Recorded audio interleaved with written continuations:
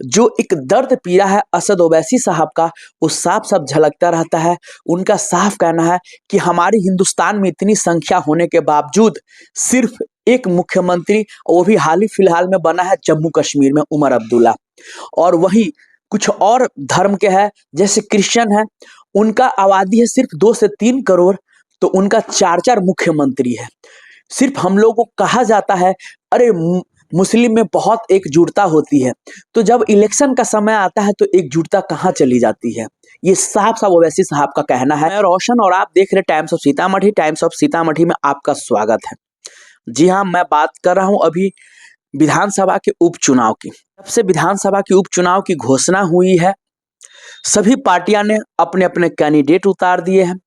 अब कैंडिडेट उतारने के बाद मैं अभी बात कर रहा हूं आपको विशेष बेलागंज विधानसभा की। बेलागंज विधानसभा में जैसे ही कल से अख्तरुल इमाम साहब ने प्रत्याशी घोषित किए हैं जामिन अली साहब को, तो कहीं ना कहीं आरजेडी खेमे में अब उनको डर लगने लगा है। और सबसे ज्यादा ये डर लगने लगा है सुरेंद्र यादव जी को। जी हाँ, जो वर्तमान में सांसद है और अभी वो बेलागंज से अपने बेटा को टिकट दिलवाए हैं आरजेडी से। जब 2 दिन पहले तक जब जनसुराज ने खिलाफत हुसैन साहब को उतारा था, तो उनसे कुछ उतना भय डर नहीं था, क्योंकि उनको मालूम था उनको कोई वोट देने वाला नहीं। जैसे कल एआईएमआईएम ने अपना प्रत्याशी जामिन अली साहब को घोषित किया, तब से आरजेडी खेमे में अब डर सा होने लगा है। अब कहीं ना कहीं डर उनको सताने लगा है सुरेंद्र यादव जी को कि हमारा बेटा हार जाएगा। इसीलिए सुरेंद्र यादव जी जद्दोजहद कर रहे हैं अख्तरुल इमाम साहब को मनाने के लिए कि प्लीज आप अपना कैंडिडेट वापस ले लो। आप समझ रहे हैं कि नहीं? मतलब ये सारी बातें होने लगी है कल से ही अचानक। लेकिन यहाँ साफ साफ ओवैसी साहब का कहना है कि अब जो भी हो जाए, अब जिसको जो हमें बोलना है बोले, लेकिन हमने कैंडिडेट उतार दिया तो उतार दिया, चाहे वो जीते हारे उससे कोई बहस नहीं, लेकिन हमने कैंडिडेट दे दिया तो दे दिया, वापस का सवाल ही नहीं बनता है।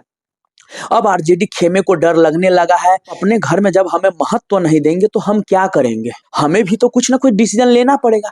वहीं एआईएमआईएम ने अपना डिसीजन लिया है। अब आपको क्यों डर लगने लगा है? सबसे ज्यादा सुरेंद्र यादव जी को डर इसलिए लगने लगा है कि जो मेरा 34 साल का रिकॉर्ड है, जो मेरा 34 साल का रिकॉर्ड है, अगर मैं हार गया तो फिर मैं कहीं का नहीं रहूंगा। क्योंकि अगर विश्वनाथ यादव बेलागंज से हार गए तो सुरेंद्र यादव को भी पता है कि आगे इन फ्यूचर में, भविष्य में कभी सुरेंद्र यादव को फैमिली को टिकट आरजेडी नहीं देने वाली है। यही डर कहीं ना कहीं सुरेंद्र यादव जी को सता रहा है, और डर लगना भी चाहिए। जी हाँ, क्योंकि अब लोग रियली बता रहा हूं, अब ग्राउंड पे लोग इतने जागरूक हो गए। सीधी सी बात है, उनका साफ साफ कहना है कि भैया सब अपने लिए बेचैन है तो हम अपने लिए क्यों ना बेचैन हो। इसीलिए साफ साफ लोगों का कहना है जो हमारा कैंडिडेट है एआईएमआईएम का, मैं उनको ही सपोर्ट करूंगा। कुछ बुजुर्ग चाचा लोग हैं तो अभी पुराने ख्यालात के ही है, क्योंकि उनको लगता है कि नहीं हमारे लिए लालू यादव जी है, तो वो अपने है। लेकिन जो भी नए पीढ़ी के जो नवयुवक सब है, उनका रुझान साफ साफ किसी को नहीं। जो नए पीढ़ी के लोग, जो नया यंग जनरेशन है, उनका रुझान सिर्फ ओनली फॉर ओनली एआईएम, यानी असद ओवैसी साहब। और यही है, यही कंटिन्यू एकजुटता रही तो आने वाले समय में रियली बिहार में भी एआईएमआईएम का विधायक की संख्या बढ़ेगी। जी हाँ, क्योंकि साफ साफ जो एक दर्द पीड़ा है असद ओवैसी साहब का, वो साफ साफ झलकता रहता है।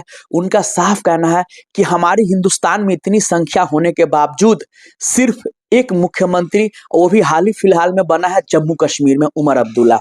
और वही कुछ और धर्म के हैं, जैसे क्रिश्चियन है, उनका आबादी है सिर्फ 2 से 3 करोड़, तो उनका 4 मुख्यमंत्री है।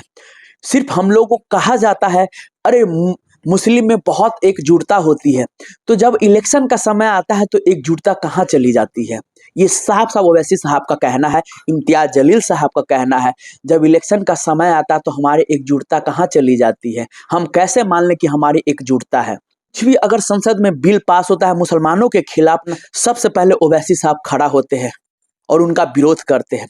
उसी में और पार्टी से जो मुस्लिम कैंडिडेट जीते हुए होते एक शब्द नहीं बोलते हैं। अभी देखिए बेलागंज में आ गया, अभी से आरजेडी वाले नैरेटिव चलाना शुरू कर दिए हैं, उनके बारे में कह रहा है कि अरे बीजेपी ने उतार दिया बेलागंज में।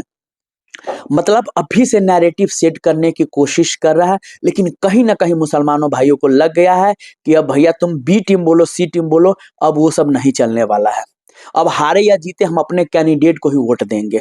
तो ये बेहतर ग्राउंड से रिपोर्टिंग आ रहा है। विशेष आप लोगों का क्या ख्याल है, प्लीज आप लोग कमेंट करके जरूर बताएंगे। तब तक के लिए बाय बाय, टेक केयर। देखते रहिए टाइम्स ऑफ सीतामढ़ी।